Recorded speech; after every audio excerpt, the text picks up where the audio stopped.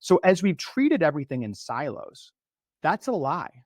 Heart disease, diabetes, in many ways, depression, Alzheimer's, they're branches of the same tree. They're Again, it comes down to connection. Our body does not work in separate, isolated pieces. we've actually lied, saying those are different conditions, seeing four different doctors for four different treatments that don't even talk to each other. So we're managing the symptoms instead of seeing those symptoms as a gift and realizing that we have a root cause metabolic crisis. So I appreciate that Callie was saying your body is crying out. Your pain is actually something to be in gratitude for because that's your body working to perfection, saying, hey, something isn't right here. We need to make an adjustment. And that is something that we can listen to and then tweak what we're doing. And the smallest tweaks in nutrition can make a huge difference. And when we're constantly inundated with prescriptions or quick fixes or things that aren't quite natural, we're not able to really tune into that. It's when you start to do elimination diets and you start to really tune into how your food is affecting your body that you can begin to feel it more. It's like this separation. If you're really swung out here because of the processed foods that you're eating, you're not going to be as sensitive to what's going on here. It's like this is all cushioning in here, making it so that you're not aware of what's going on at the core. So you have to practice by taking some of those processed foods out or things that are getting in the way out so that you can begin to listen to what those changes do for your body. Again, when your body is in pain, that is something to be thankful for. We're taught that our body is failing us when in fact we're seeing the more prescriptions we give, the more we have to give. That's why the more statins we prescribe, the more heart disease goes up. The more metformin we prescribe, the more diabetes goes up. The more SSRIs we prescribe, which are now 25% of women The in the higher United the suicide rate goes. we're seeing skyrocket. So we're siloing everything. Tucker seemed a little excited there. It's actually very serious because our mental health is directly impacted. And if 25% of women are on these SSRIs, that is going to have a huge impact on the mental health of our country.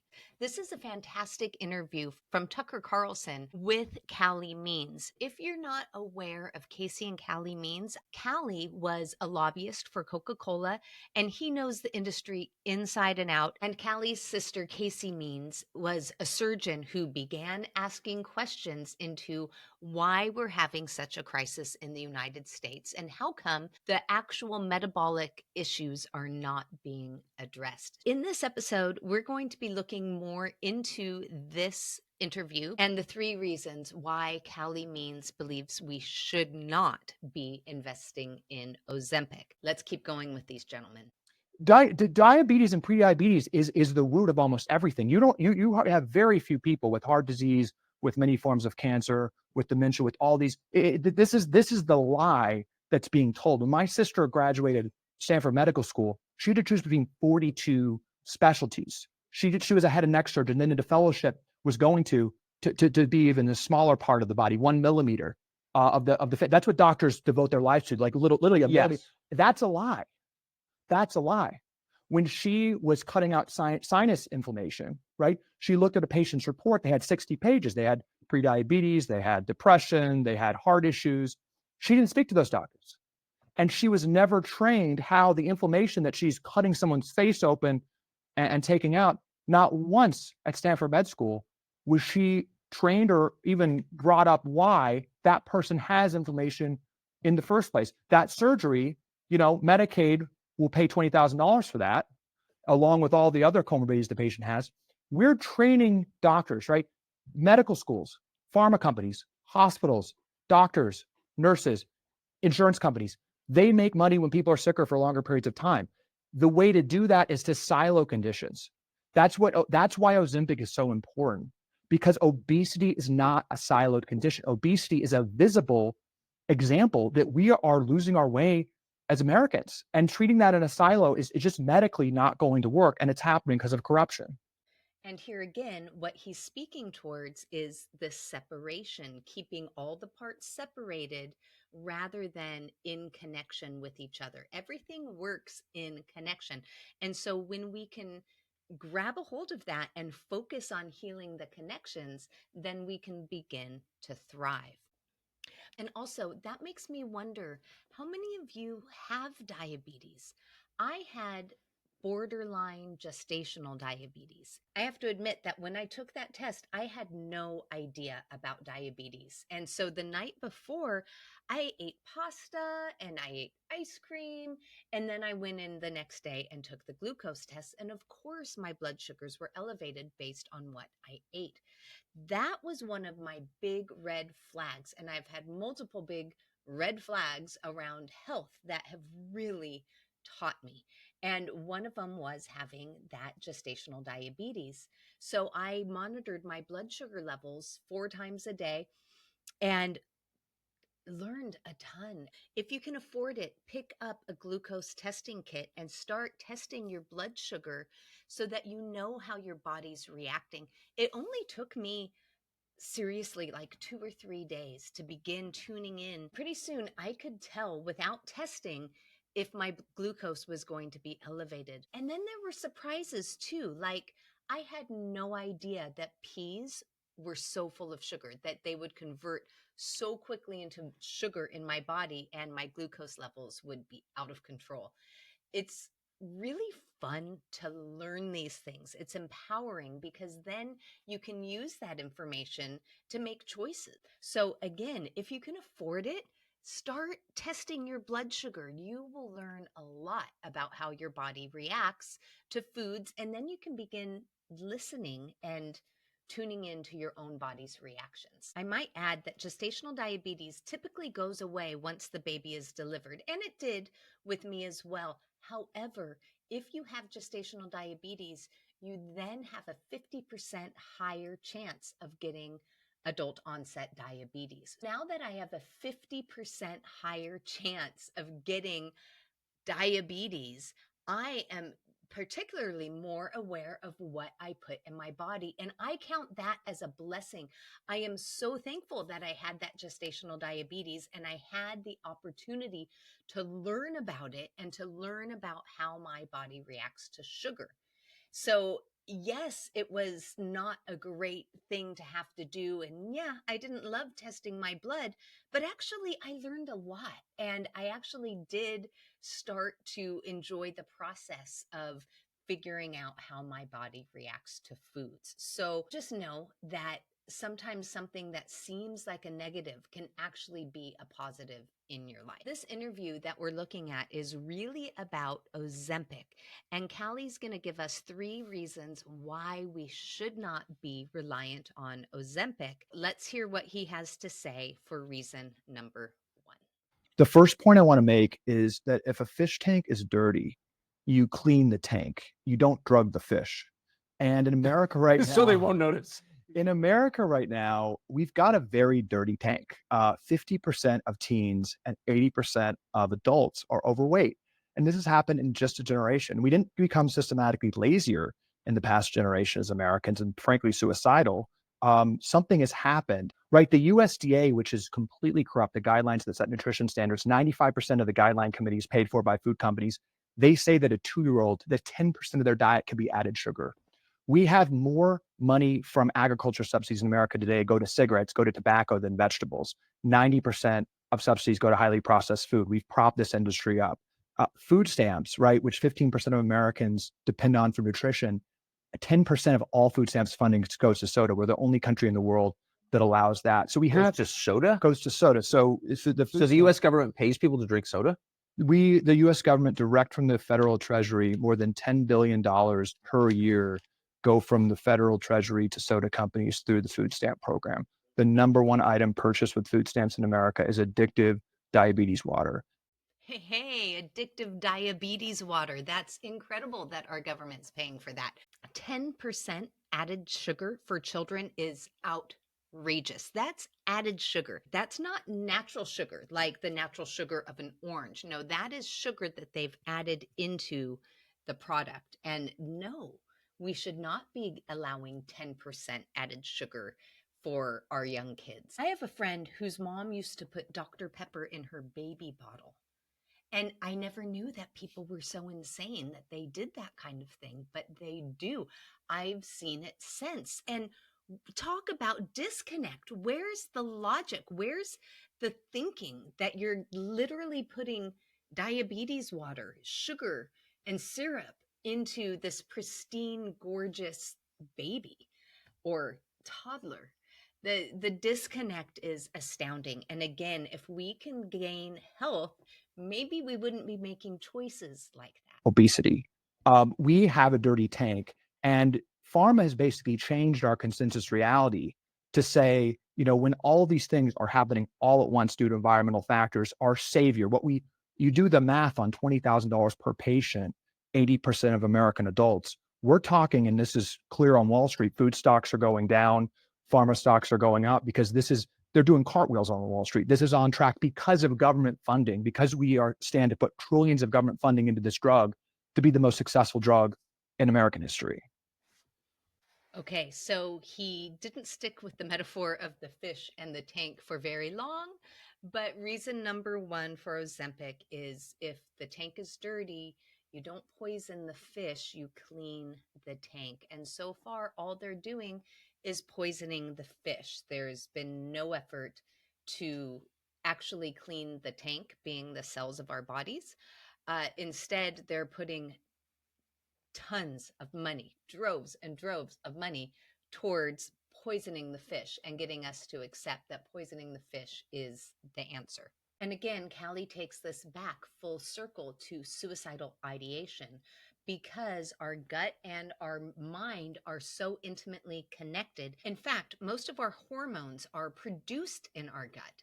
Let's see what he has to say about that. Issues are so pronounced. Additionally, the EU, again, where this company is based, just launched a probe into suicidal ideation caused by Ozempic. You can't even make this up.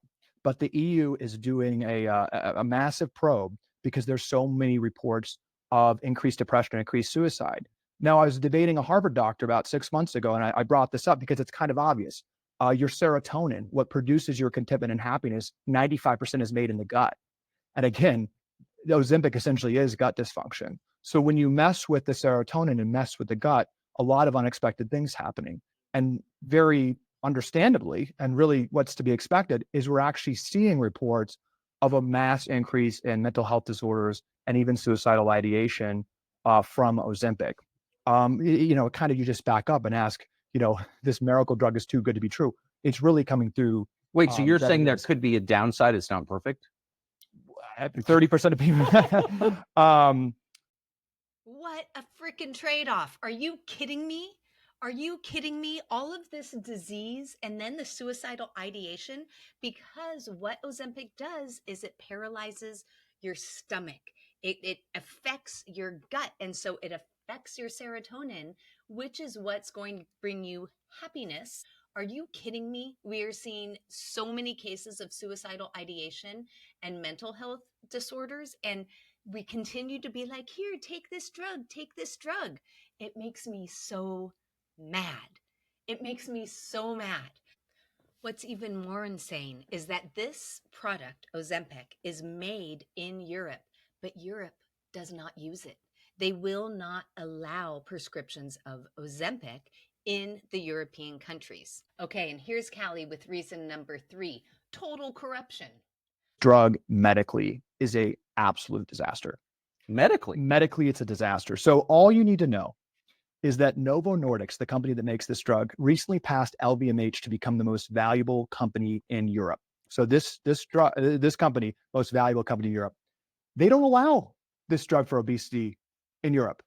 Almost all of Novo Nordisk's revenue is coming from taking advantage of Americans. This is not the first line of defense for obesity in any European country. It's not approved by the government regulators. They are saying on their stock calls that all of their growth is coming from the US. They're taking advantage of a broken US system in the United States.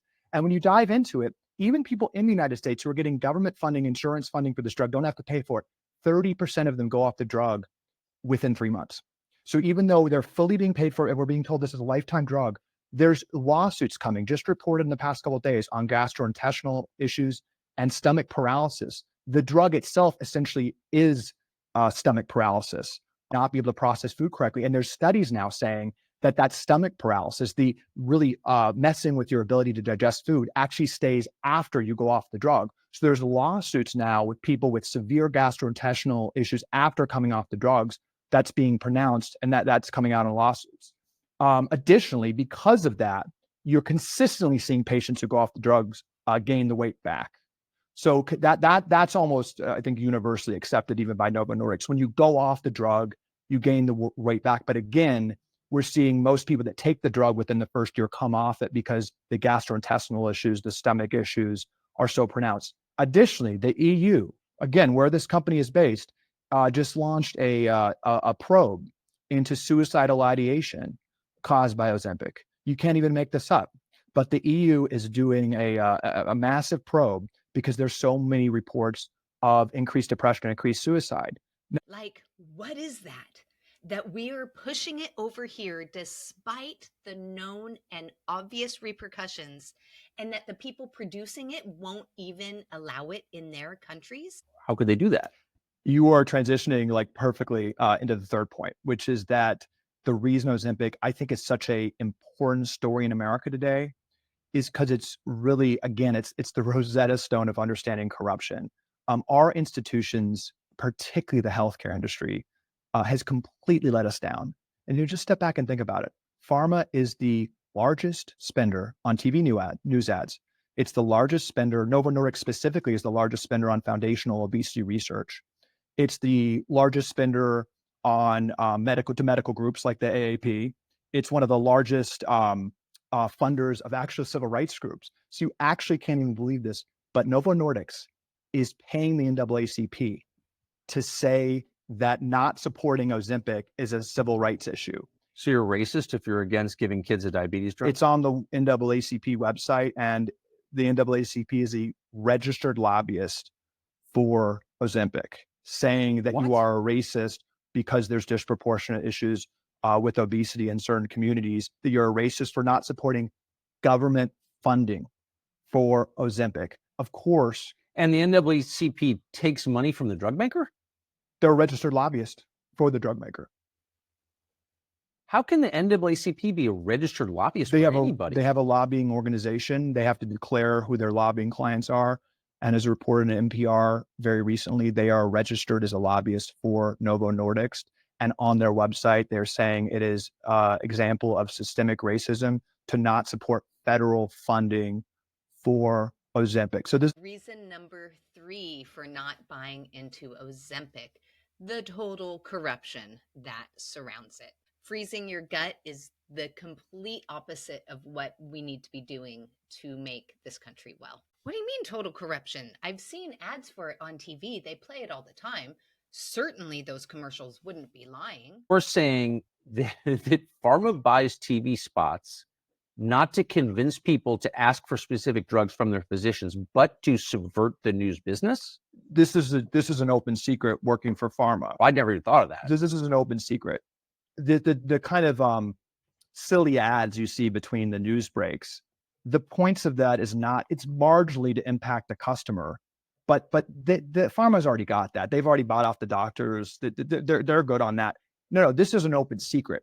The news ad spending from pharma is a public relation lobbying tactic, essentially, to buy off the news. The news is they're not investigating pharma. I've noticed. The news has become basically a referee that you were a terrible anti-science Luddite for asking why, the shots that we require our kids to get that fundamentally by their own advertising change the immune system of that child for life, why it's gone from 20 to 70. To even ask that question, the news referees that and calls you anti-science, when the two largest vaccine makers in the country are literally criminal enterprises. GlaxoSmithKline and Merck, in the past 5 years, has settled 2 of the largest criminal penalties in American corporate history for bribing doctors and creating misleading research, who are the 2 largest vaccine makers. So you literally have the media playing referee that you can't even ask a question. Parent is actually, if you have a vaccine injury, and many people right. have, including some I know very well, even a profound vaccine injury, you're not allowed to complain about it. No, you're anti-science. Even if it can be shown, this is a vaccine injury. The media plays referee because they're funded, but so in all levels, right? Wow. On all levels, and I'm very not dark, Callie Means. Well, I think it's hopefully empowering. I think this is why we have an opportunity here, Tucker. Like Ozempic, this is not some like new, like, you know, it's kind of this funny thing, like, oh, you know, it's kind of vain, I can lose weight. This is the reason the stocks are going up is because this is going to be a lot of government money. This is going to be the highest funded drug from the US taxpayer in history. We've got a society. When are we going to say, let's go another direction? Why are we trusting pharma now when they've been completely acting to garner no trust? We have to be basic here and incentivize better eating, better farming. You know, think about public policy with the $4 trillion we spend on healthcare. How can Americans be more active? These are basic things, but these can be done. And it just, what's that, Callie? Eat the right foods and go be active? That sounds amazing. I'm going to go be active. See you guys later. Please give me a thumbs up if you like this. And if you haven't yet, hit subscribe.